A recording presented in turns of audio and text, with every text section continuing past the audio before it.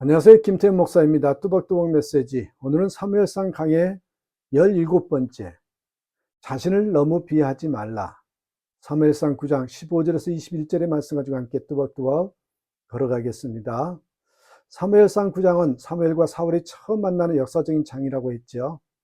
이 만남에 관한 스토리를 살펴보면 곳곳에 하나님의 예비하신 손길이 있었습니다. 사울의 아비 기스가 암나기를 잃어버린 것부터 하나님의 손길이 시작되지요. 그리고 사울이 그 암나기를 사흘 동안 찾다가 찾지 못하고 심지어 베냐민 지파 경내를 벗어나 에브라임 지파 경내산까지 산지까지 가게 된 것도 결코 우연이 아니고 하나님의 섭리였습니다. 또한 암나기들의 행방을 묻기 위해서 선견자를 찾으러 성으로 올라갔다가 사울과 사환이 소녀들을 만나서 그들로부터 자세히 안내를 받게 된 것도 하나님의 섭리였죠. 그것뿐만 아닙니다. 사울과 사환이 성으로 올라가서 성문 안으로 들어가려고 하는데 바로 그 순간 사무엘이 산당으로 가기 위해 성문을 향해 마주 나오는 것도 하나님의 예비하신 손길 가운데 있었고요. 사울이 성으로 오기 전날 저녁쯤에 하나님께서 사무엘에게 사울에 대해서 미리 말씀하신 것도 이 만남을 예비하신 하나님의 손길을 느낄 수 있는 부분입니다. 역사적인 만남을 위해서 하나님은 모든 것을 예비하셨고 성경은 그 역사적인 만남을 자세히 적어 내려가고 있습니다. 하나님께서는 사울을 만나기 전날 사무엘에게 무슨 말씀을 하셨습니까? 충격적인 내용이었습니다.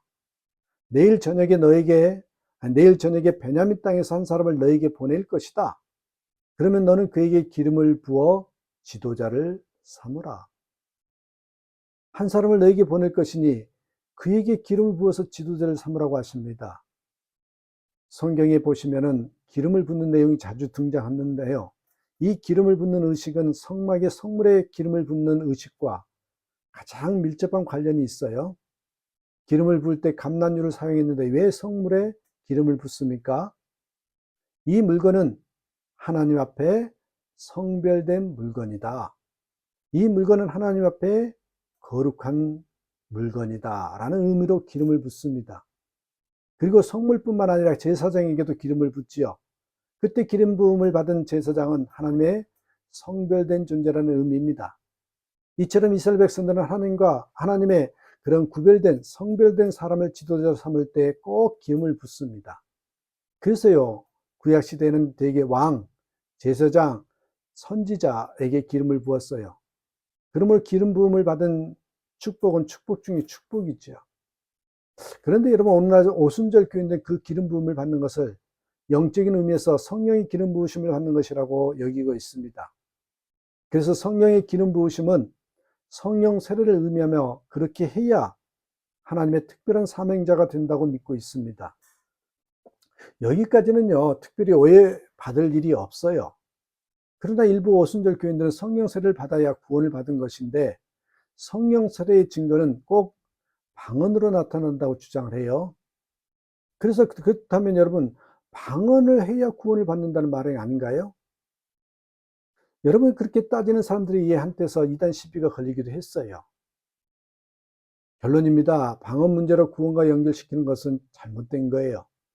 방언은 하나님의 역사를 효과적으로 이루시기 위해서 하나님께서 주신 하나님의 은사예요. 선물이라는 거예요. 여러분, 지금은 오순절 교인들도 그렇게 방언 문제와 구원 문제를 연결시키는 것은 잘못된 것이라고 생각하고요. 이 구원과 방언을 따로 취급하는데 이들의 사상은 신학적으로 우리는 신오순절주의다 이렇게 말을 합니다. 그러므로 기름을 붓는 것을 특별히 신기하게 해석할 필요는 없습니다. 하나님의 특별한 사명을 받고 성별된 존재에게는 기름을 부었어요. 이 놀라운 축복이 사울에게 있게 될 것이라는 말입니다. 사울에게 기름을 부어서 지도자로 삼으라는 음성에 이어서 하나님께서는 사울에 대해 계속 말합니다. 그가 내 백성들을 블레셋 사람의 손에서 구할 것이다. 내 백성의 부르짖음을 듣고 내가 그들을 돌아보았다. 16절에 그렇게 나옵니다. 그런 음성을 하루 전에 들었음에도 불구하고 실질적으로 사무엘은 사울이란 사람을 잘 몰랐어요. 그런데 사울을 볼 때에 하나님께서 그 순간 또 사무엘에게 말씀하시죠. 17절. 어제 내가 너에게 말한 그 사람이다. 그가 백성을 통치할 것이다. 사울이 오기 전날에도 말씀하시고 사울을 볼 때도 말씀하시는 하나님. 하나님은 철저히 그들의 만남을 계획하시고 그들의 만남에 개입하셨다는 것을 보여줍니다. 그래서 바로 그 순간 둘이 역사적 만남을 가지게 되었으나 영문을 모르는 사울은 아무 생각 없이 사무엘에게 물었죠. 선견자의 댁이 어딘지 가르쳐 주십시오. 사무엘이 뭐래요? 내가 선견자니라. 그리고 초면인데도 완전히 명령조로 말하죠. 너희는 나보다 앞서 산당으로 올라가라. 이 저녁에는 나와 함께 먹기만 하고 아침에는 너를 보내주면서 내 마음에 있는 것을 말하겠다. 자, 이 장면을 보면서 한 가지 지혜를 교훈받게 되죠. 그것은 저녁에는 되도록 무거운 이야기는 피하라는 것입니다. 저녁에는 하루의 삶의 피곤을 더는 일들로 시간을 짜고 복잡한 계획은 아침에 짜고 복잡한 현상은 여러분 오전에 하는 것이 좋다라는 지혜를 좀 얻게 되죠. 초면에 하는 명령조의 말, 그러나 사울은 사무엘의 말과 태도에서 무엇인가 신비한 기운을 느꼈어요. 마음이 이끌렸지만 그래도 평안하게 먹고 마실 마음이 생기겠습니까? 앞나기들도 생각나고 자기를 염려하고 있는 아버지도 생각났을 것입니다. 그러므로 먹고 자고 가라는 말에 사울은 초점을 느꼈을 것입니다. 그 마음을 알고 사무엘이 덧붙이지요. 잃어버린 앞나기들을 염려하지 말라. 이미 찾았다. 온 이스라엘 사람들이 너와 내 집을 사모한다. 사무엘의 말이요. 사울이 너무 깜짝 놀라서 말하죠. 나는 이스라엘 지파 중 가장 작은 지파 베냐민 사람입니다. 그런 일이 어떻게 이루어질 수 있겠습니까? 사울의 겸손해서 자신을 작은 지파 베냐민 사람이라고 하잖아요. 사실은 그렇지가 않잖아요. 왜냐하면 실질적으로 베냐민 지파는 그 당시 가장 작은 지파였기 때문입니다.